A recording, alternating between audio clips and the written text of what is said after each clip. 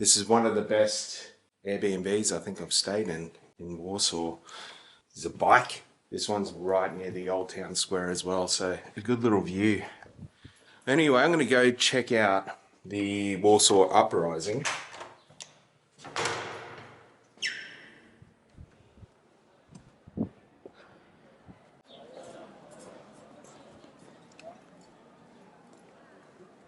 What a good shot. Perfect day for it. Perfect day for a little beer, I think. Feels like I'm on a movie set. Should have brought my glasses. Actually, I think I got my little Meta. Meta. Can help me navigate my way through the world. Straight in the middle. There we go. Let me extend this. Get a bit of a better view of me. Oh, dickhead. It's like a 45-minute walk, and that's a bit too far in this wind. Just get a little Uber-y and be on my way. Hey, buddy. Go in the museum. Museum? Yeah. Sean, yeah, that's it. That's it. In the heat. There we go. Thank you. Entrance. Okay. Thank you. Get in there and have a look.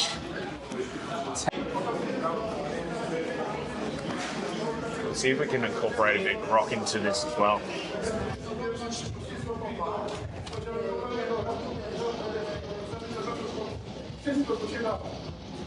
Was Operation Berza. In late 1943, the Polish government in exile gave the go-ahead for Operation Berza, a bold and risky mission. Its goal? Launch an uprising against retreating German forces, just as the Soviet Red Army pushed in from the east. Militarily, the Home Army had moments of success, but the political gamble backfired. After welcoming the Soviets, Red Army forces turned on them, disarming units and arresting Home Army commanders and leaders. In essence, Poland's underground heroes fought bravely for freedom and ended up caught in the vice of two empires, Nazi Germany and Stalin's Soviet Union. Did you know about Operation Berza? What would you have done in the face of two brutal occupiers? That's pretty awesome, mate. It's very well laid out, the whole museum. You didn't know that it would be on fire. You can see why the Polish people have kind of like a bit of a complex, bit of tension from the past. Of course, you've got to have just an absolute, it wasn't that long ago, like about 85 years ago. And you had complete takeover from two massive superpowers. Absolutely demolished the whole city. Let's see if it gives me a rundown of all that shit that I had in that little cabinet there. The Allies, especially the British and Americans, responded by airdropping containers like this into Warsaw, although many missed their target or fell into German hands. I remember seeing that. I saw that in the main street when I was walking back earlier. You're in a deeply emotional and immersive section of the Warsaw Uprising Museum, which focuses on the personal experiences and emotional states of those who lived through the 1944 uprising. This part of the exhibit is designed not just to convey facts, but to place visitors in the psychological and emotional landscape of that time, but a refusal to accept the suffering of the innocent. Explores the line between endurance and resistance, how people endured conditions they couldn't change, but continued resisting morally or spiritually. Oh, that was a pretty detailed rundown. It's kind of like cool little artifacts that you'd find.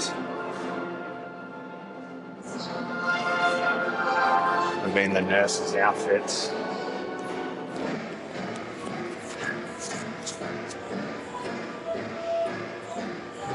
It's styled exactly like a tear-off wall calendar that would have hung in a Warsaw home during World War II. Now, we'll see if AI can translate one of these postcards. Dear Mommy, we are alive and well. Only my throat is a bit sore. It hurts when I swallow. My finger is healing. Don't worry about us. I hope that you are healthy. Dear Mama, please let me know where you are and whether you are safe. If you're not in hiding and the letter were to fall into the wrong hands, it could be dangerous. Joseph Stalin, 1879 to 1953. Birth name, Iosif Djugashvili, Georgian. Role, Soviet dictator, General Secretary of the Communist Party of the Soviet Union. He created a cult of personality around himself and turned the Soviet state into a tightly controlled dictatorship. Policies and repression, industrialization and collectivization. These forced modernization programs caused mass famine, notably the Holodomor in Ukraine. Gulag system. Stalin built a vast system of labor camps for political opponents, common criminals, and count citizens. Great Terror, 1936 to 38. Widespread purges led to executions or imprisonment of millions. I thought it would warrant a little bit more of a remembrance than maybe just this little corridor. But that's what it is. These collecting MP40. This is my favorite part. All the weapons. The MG42. Look at it, just an absolute beast. Fuck yeah.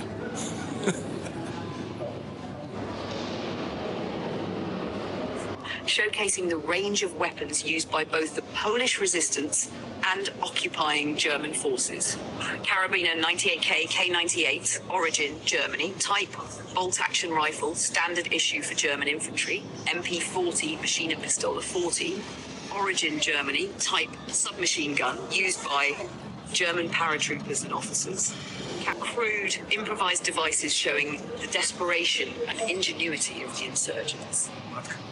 Why this display matters. These weapons tell the story of asymmetric warfare, of citizens fighting trained armies with anything they could scavenge, steal, or make in basements. They reflect raw courage, adaptability, and brutal necessity. Every scratch and weld carries a history of survival, loss, and resistance. After the guns fell silent, the search began, not for survivors, but for names. This document, dated September 1945, records the recovery of Michalina Galinska, burned, shattered, unarmed. She wasn't a soldier, just a woman caught in a city that fought and burned. In this museum, she lives again, not as a number, but as a name. That's a really good feature. You can do the translation of all the documents. So where we can go from here, straight in the dungeon. This kind of map would have been illegally sketched, copied, and distributed under extreme conditions, often by runners, scouts, or commanders trying to plan savage missions, movements, or hold defensive lines. Key features of the map: handwritten street names. You can clearly read several major streets and intersections in central Warsaw. Aleje Ujazdowskie, Plac Unii Lubelskiej, Wilcza, Koszykowa, Marszałkowska, Litewska, Mokotowska. Now that was the Warsaw Uprising Museum. One of the better museums I think I've ever been to. Gives a bit of the human story as well as like a day-by-day account of what happened for the 63 days of resistance. And I was able to get some live documents and transcribe them through AI, give you exactly what it said on the document, which is a awesome feature that you can use with AI. Yeah, one of the better museums. They did a really good job. And I hope you enjoyed it. A bit of a rundown of the Warsaw Uprising.